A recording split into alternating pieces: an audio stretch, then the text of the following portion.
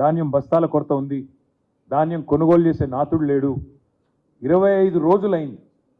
25 రోజులై కూడా మరి ధాన్యాన్ని కొనుగోలు కేంద్రాలకు తరలించినా కూడా ఇంతవరకు తూకం వేయకుండా మరి రైతులను ఇబ్బంది పెడుతున్న ప్రభుత్వం ఏదైతే ఉందో ఇప్పటికైనా బుద్ధి తెచ్చుకొని ఎన్నికలు ముగిసినాయి కాబట్టి వెంటనే మరి కొనుగోళ్లను స్పీడప్ చేయాలి, కొనుగోళ్లను పర్యవేక్షించాలని చెప్పి కూడా మా డిమాండ్.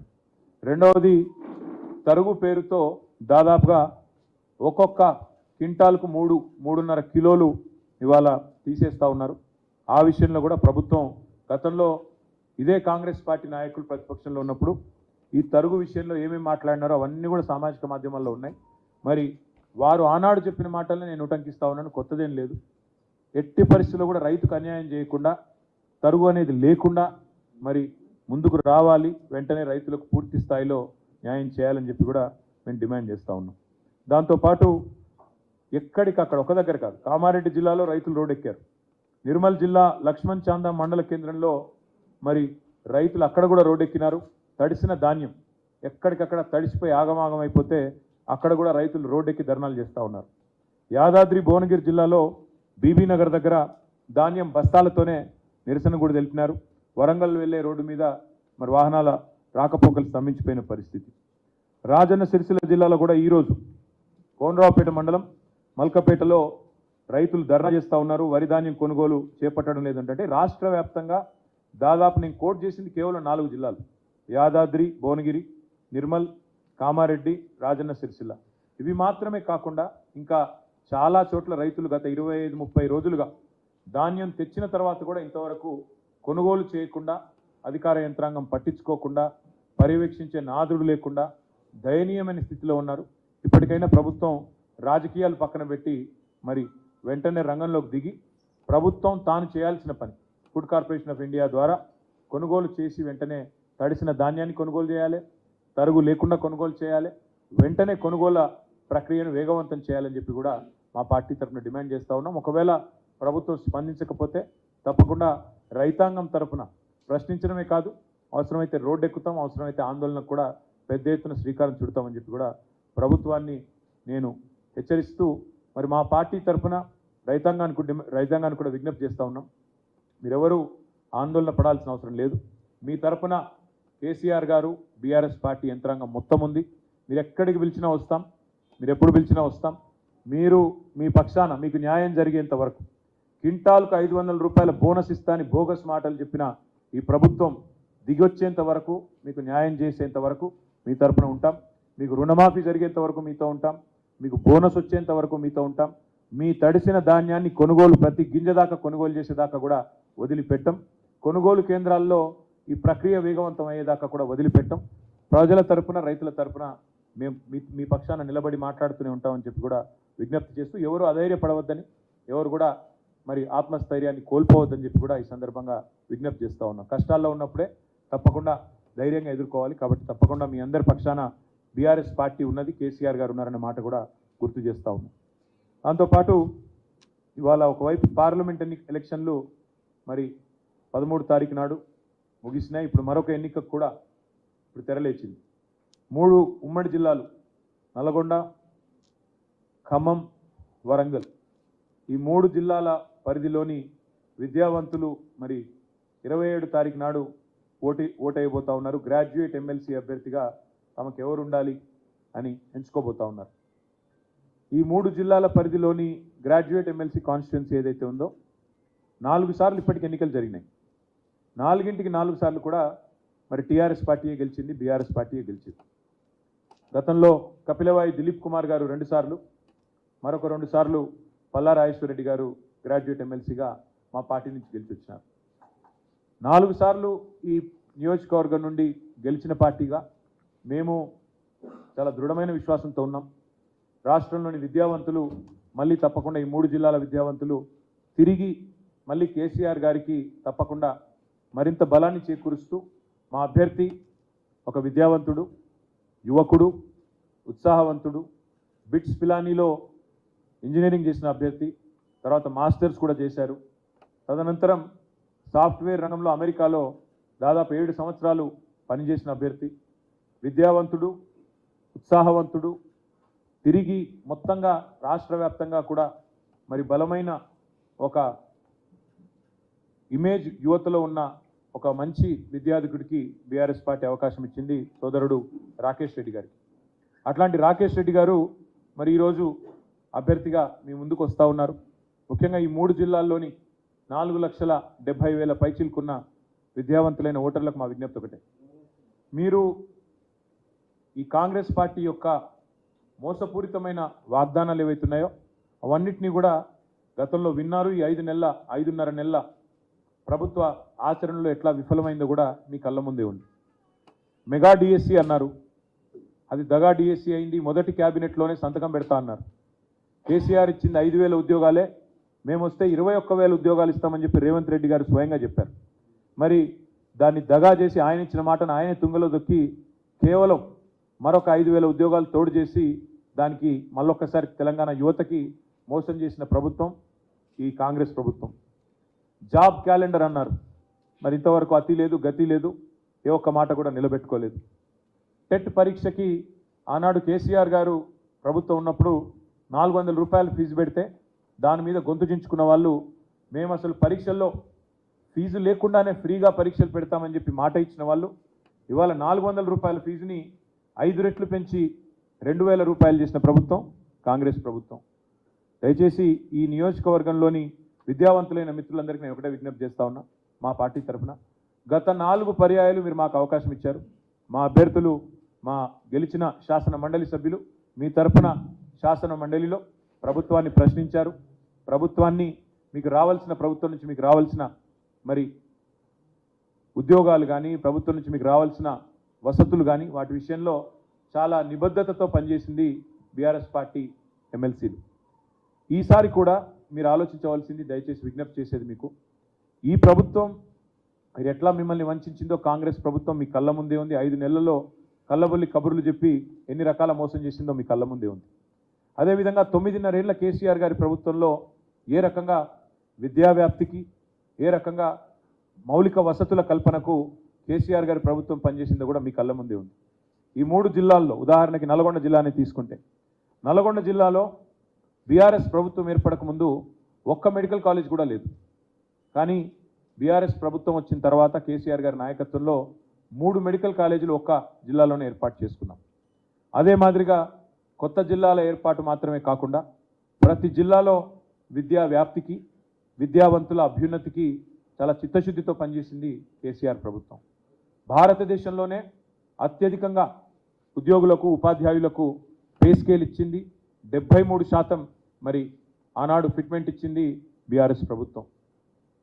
అదే మాదిరిగా 2 లక్షల ఉద్యోగ నియామకాలు. ఇవాళ రేవంత్ రెడ్డి గారు ఎంత పచ్చి మోసం చేస్తూ ఉన్నారంటే, కేసీఆర్ ప్రభుత్వం ఇచ్చిన 30,000 ఉద్యోగాలు కూడా నేనే ఇచ్చినానంటూ అసలు ఒక్క నోటిఫికేషన్ ఇవ్వకుండా ఒక్క పరీక్ష కూడా కండక్ట్ చేయకుండా 30,000 ఉద్యోగాలు నేనే ఇచ్చినానని ముఖ్యమంత్రి గారు బొంకుతుంటే, పచ్చి అబద్ధాలు చెప్తుంటే పత్రికల్లో, టీవీలలో నిజంగా నవ్వాలో ఏడవాలో తెలియని పరిస్థితి. ఒక సంవత్సరంలో 2 లక్షల ఉద్యోగాలు ఇస్తామన్నారు రేవంత్ రెడ్డి గారు. సంవత్సరంలోనే, గెలిచిన మొదటి సంవత్సరంలోనే 2 లక్షల ఉద్యోగ నియామకాలు పూర్తి చేస్తామని చెప్పి మాట ఇచ్చి గెలిచి వచ్చింది రేవంత్ రెడ్డి ప్రభుత్వం. అందుకే విద్యావంతులైన మీ అందరికీ నా విజ్ఞప్తి, ఈ ప్రభుత్వానికి ఇప్పటికే 5 నెలల కాల పరిమితి ముగిసింది. ఇంకా 6 నెలల్లో 2 లక్షల ఉద్యోగాలు భర్తీ చేయాలి. మరి 2 లక్షల ఉద్యోగాలు భర్తీ కావాలి అంటే ప్రశ్నించే గొంతు ఉండాలి, ప్రశ్నించే పార్టీ ఉండాలి. ప్రజలకు న్యాయం జరగాలి, విద్యావంతులకు న్యాయం జరగాలంటే ప్రశ్నించే రాకేష్ రెడ్డి లాంటి ఉత్సాహవంతుడైన యువకుడు శాసన మండలికి రావాలి. ఇవాళ కావాల్సింది అధికార స్వరాలు కాదు, కావాల్సింది ధిక్కార స్వరాలు, కావాల్సింది తప్పకుండా ప్రశ్నించే స్వరాలు, తప్పకుండా ప్రభుత్వాన్ని నిలదీసే స్వరాలు కావాలి. అందుకే శాసన మండలిలో ఒక యువకుడు, ఉత్సాహవంతుడు, డెఫినెట్గా మీ అందరికీ కూడా రేపటి రోజున మేలు చేయగలిగే విద్యావంతుల తరపున మరి ఒక బ్లాక్ మెయిలర్ని ఎన్నుకుంటే రేపటి రోజున జరిగేది ఏంటంటే, మళ్ళీ ఆయన ఎప్పటికప్పుడు పార్టీలు మార్చడమే కాకుండా ఎప్పటికప్పుడు మీడియాను అడ్డం పెట్టుకొని బ్లాక్మెయిల్ చేసే ఒక వ్యక్తి అవతల వైపు కాంగ్రెస్ పార్టీ నుంచి పోటీ చేస్తూ ఉన్నాడు. ఆయన ఎప్పుడు ఏ పార్టీలో ఉంటాడో తెలియదు, ఎప్పుడు ఎవరిని నిందిస్తాడో తెలియదు.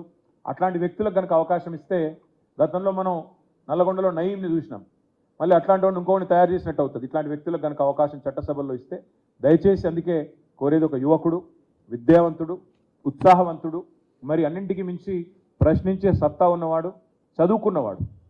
ముఖ్యంగా పెద్ద ఎత్తున అవసరమైతే అమెరికాలోనే స్థిరపడి అక్కడే కోట్ల రూపాయలు సంపాదించుకునే అవకాశం ఉన్నా దానికి కాదని రాజకీయాల్లోకి వచ్చి ప్రజా జీవితంలోకి వచ్చి ఇవాళ మీ ఆశీర్వాదం కోసం మీ ముందుకు వస్తున్న తమ్ముడు రాకేష్ రెడ్డి గారికి అవకాశం ఇచ్చి గెలిపించాలని కోరుతూ మా పార్టీ పరంగా కూడా మా నాయకులందరం కూడా మీటింగ్ పెట్టుకున్నాం. మరి రాబోయే 10 రోజులు, ఎందుకంటే 25 తారీఖు లాస్ట్ ప్రచారానికి, ఈ 10 రోజులు కూడా అందరం కూడా ఎక్కడి వాళ్ళం అక్కడ కష్టపడదామని నిర్ణయం తీసుకున్నాం. మా పార్టీ పరంగా పూర్తి ఎఫర్ట్ పెడతాం. తప్పకుండా తమ్ముడు రాకేష్ రెడ్డి గారిని 3 జిల్లాల విద్యావంతుల ఆశీస్సులతో గెలిపించుకుంటామని చెప్పి కూడా ఆశాభావంతో మీ అందరికీ కూడా ధన్యవాదాలు. మీలో కూడా ఓట్లున్న వాళ్ళు కూడా దయచేసి మాకే ఓటేయాలని చెప్పి కూడా హృదయపూర్వకంగా విజ్ఞప్తి. Thank you.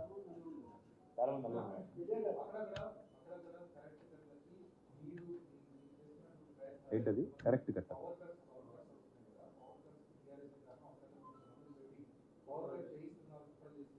రేవంత్ రెడ్డి గారికి కేసీఆర్ గారికి తేడా ఏంటంటే, కేసీఆర్ గారు 10 ఏళ్ళు ప్రభుత్వాన్ని నడిపినా ఎన్నడూ ఒక పొల్లు మాట కూడా రాష్ట్ర ప్రభుత్వ ఉద్యోగుల గురించి మాట్లాడలేదు. ఎందుకంటే వారితో మాకున్నది పేగుబంధం.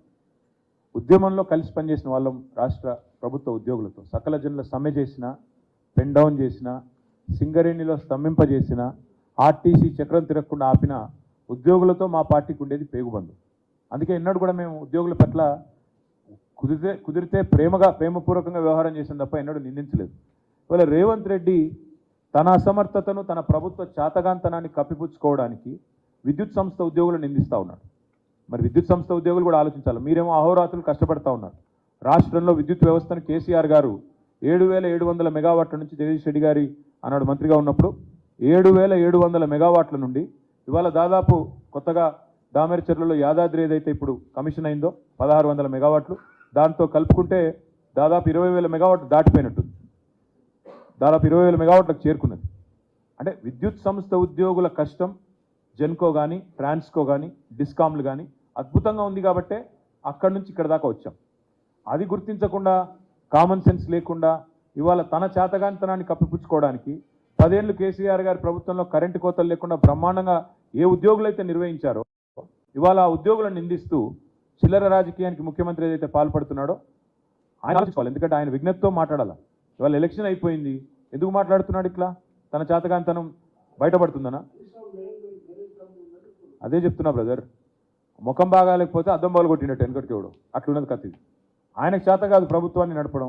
ఏ ప్రభుత్వాన్ని అయితే కేసీఆర్ గారు సమర్థవంతంగా నడిపారో, ఏ డిస్కంలను అయితే నడిపారో, ఏ డిస్కంలో ఉద్యోగులు అయితే అహర్నిశలు శ్రమించి ఆఖరికి శ్రీశైలంలో పంప్ హౌస్ మునిగిపోతే కూడా, కష్టమైతే కూడా, నష్టం జరిగితే కూడా, ప్రాణ నష్టం జరిగితే కూడా అహర్నిశలు శ్రమించింది ఇదే ఉద్యోగులు. వాళ్ళని ఇలా నిందిస్తూ రాష్ట్ర ప్రభుత్వ ఉద్యోగులను ఇన్సల్ట్ చేయడం అనేది ముఖ్యమంత్రికి తగదు. ఇకనైనా రేవంత్ రెడ్డి గారు తాను ముఖ్యమంత్రి అనే విషయాన్ని గుర్తు తెచ్చుకుంటే మంచిది. ఇంకా ప్రతిపక్షంలో లేడు. ప్రతిపక్షంలో ఉన్నప్పుడు ఇట్లే గావు కేకలు పెడబొబ్బలు. అప్పుడు పోలీసు వాళ్ళని తిట్టిండు, ఉద్యోగులను తిట్టిండు, కొంతమంది తొత్తులు అన్నాడు, మళ్ళీ ఐఏఎస్ అధికారులను తిట్టిండు, బీహారీ గ్యాంగులు అన్నాడు, ఇంకా కూడా అదే దిక్కుమాలిన మాటలు మాట్లాడుతున్నాడు. ఇది మంచిది కాదు. ఇప్పుడు ఆయన ముఖ్యమంత్రిలాగా మాట్లాడాలా? ప్రభుత్వాధినేత తన కింద పనిచేసే వాళ్ళు తానే నమ్మకపోతే, తన పరిధిలో పనిచేసే ప్రభుత్వ ఉద్యోగులను తానే నమ్మకపోతే, ప్రభుత్వ ఉద్యోగులను తాను గుర్తించకపోతే దారుణం. నిన్న నారాయణ ఖేడ్లో నేను చూస్తూ ఉంటుంది. నిన్న నారాయణ ఖేడ్లో టీచర్ల మీద లాఠీచార్జ్ చేస్తారండి. నారాయణ ఖేడ్లో నిన్న ఏం చేసిండ్రు టీచర్లు? పోలింగ్ డ్యూటీ చేసిండ్రు. పోలింగ్ డ్యూటీ చేసినాక దానికి సరిపడా వేతనం మీద ఉంటుంది, ఆ వేతనం ఇవ్వాలా, అది ఇవ్వలేదు. ఇవ్వకపోగా అడిగితే వాళ్ళ మీద లాఠీచార్జు. ఒకవైపు టీచర్ల మీద లాఠీచార్జు, ఇంకోవైపు విద్యుత్ ఉద్యోగుల మీద నిందలు. ఇది కరెక్టా? ఒక ముఖ్యమంత్రి చేయాల్సిన పని, ఇది ప్రభుత్వం చేయాల్సిన పని. ప్రభుత్వం తన దగ్గర పనిచేసే ఉద్యోగులను సమర్థవంతంగా వారి దగ్గర పని తీసుకోవాలి, ప్రజలకు సేవ చేయాలి. ఆ పని చేయకుండా ప్రతిపక్షాలను నిందిస్తే ఏమొస్తుంది ఆయనకి?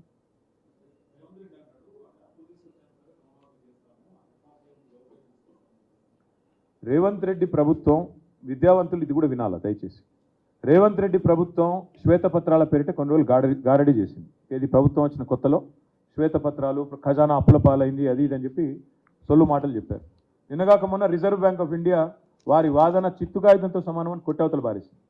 రిజర్వ్ బ్యాంక్ ఆఫ్ ఇండియా మొన్న విడుదల చేసిన నివేదిక దయచేసి మీరందరూ తెప్పించుకొని చూడండి. సరే, ఇప్పుడు పత్రికలు మీరు రాయరు, మాకు తెలుసు, ఇప్పుడు పాపం మీ బాధలు మీకున్నాయి. కానీ వాస్తవం జరిగింది ఏంది? 3,89,000 కోట్లు మాత్రమే రాష్ట్ర ప్రభుత్వ అప్పు. 7 లక్షల కోట్లు అని కాంగ్రెస్ ప్రభుత్వం చేస్తున్న ప్రచారం చిల్లర ప్రచారం, దివాలా కోరు ప్రచారం అని చెప్పి రిజర్వ్ బ్యాంక్ ఆఫ్ ఇండియా నిన్నగాక మొన్న ఎండగట్టింది. దయచేసి తెప్పించుకొని చూడండి. రిజర్వ్ బ్యాంక్ ఆఫ్ ఇండియా చెప్తోంది 3,89,000 కోట్లు మాత్రమే అప్పు. కాంగ్రెస్ ప్రభుత్వం చేస్తున్న ప్రచారం 7 లక్షల కోట్ల అప్పు అనేది శుద్ధ తప్పు అనేది నెంబర్ 1 పాయింట్.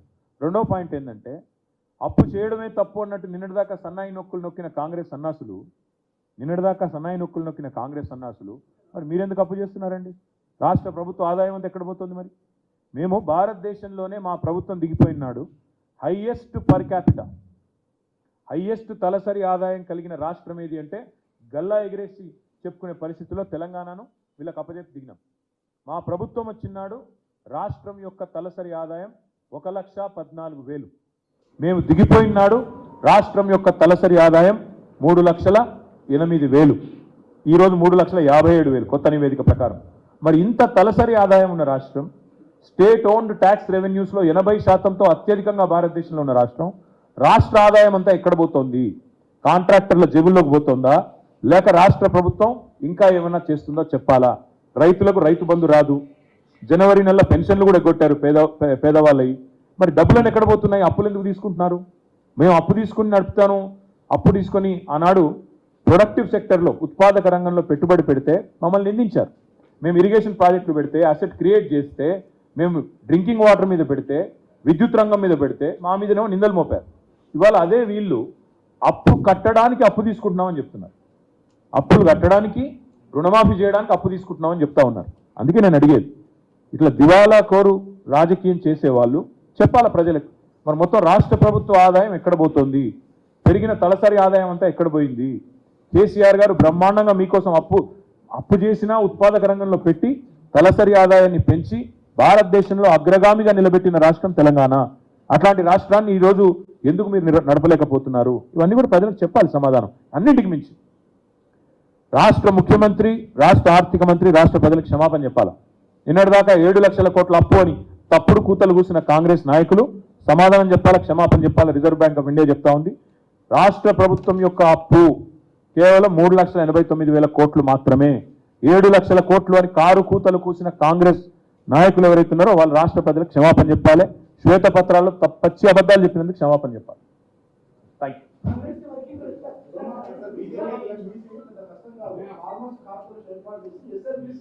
సరే, ఇక అవన్నీ చూద్దాం. నేను అనేది అదే, రుణమాఫీ ఆయన మొదలు December 9 అన్నాడు. ఊసర వెళ్ళి రంగులు మార్చినట్టు రేవంత్ రెడ్డి తారీఖులు మారుస్తున్నాడు. చూద్దాం ఏ సంవత్సరం చేస్తాడు, ఎప్పుడు చేస్తాడు చూద్దాం.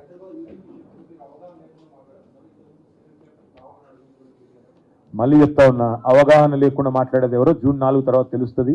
బీజేపీ కుట్రలు డెఫినెట్ గా రాష్ట్ర ప్రజలు అర్థం చేసుకున్నారు. వాళ్ళకి హైదరాబాద్ మీద వాళ్ళ ఆలోచన వేరే ఉంది. మీరు చూస్తారు ఏం జరగబోతుందో, మీరు చూస్తారు. ఎవడెవడేదో వాగుతాడు, దాన్ని నేను ఏం చెప్తా. పనేసియా మెరిడియన్ హాస్పిటల్స్ ప్రతి సామాన్యుడికి అందుబాటులో అంతర్జాతీయ వైద్య ప్రమాణాలతో వైద్యం, 24 గంటల అంబులెన్స్ సర్వీసుతో పాటు అత్యవసర సేవలతో ఏర్పాటైన చికిత్సా విభాగం. మా దగ్గర గుండె సంబంధిత, మూత్రపిండ, కాలేయ, కంటి జబ్బులకు, మోకాళ్ల శస్త్ర చికిత్సతో పాటు COVID-19, బ్లాక్ ఫంగస్ వంటి వైరస్లకు, అన్ని రకాల ఆరోగ్య సమస్యలకు నమ్మకమైన అత్యాధునిక వైద్య చికిత్సను అందిస్తున్న హాస్పిటల్ పనేసియా మెరిడియన్ హాస్పిటల్స్. మీ ఆరోగ్య సమస్య ఏదైనా ఇప్పుడు పరిష్కారం సాధ్యం. సంపూర్ణ ఆరోగ్యం కోసం సంప్రదించండి Panacea Meridian hospitals, opposite Bheeramguda Kaman, RC Puram, Sangareddy district, pin code 502032. సంప్రదించాల్సిన ఫోన్ నెంబర్ 0845524177 మరియు 7893757770.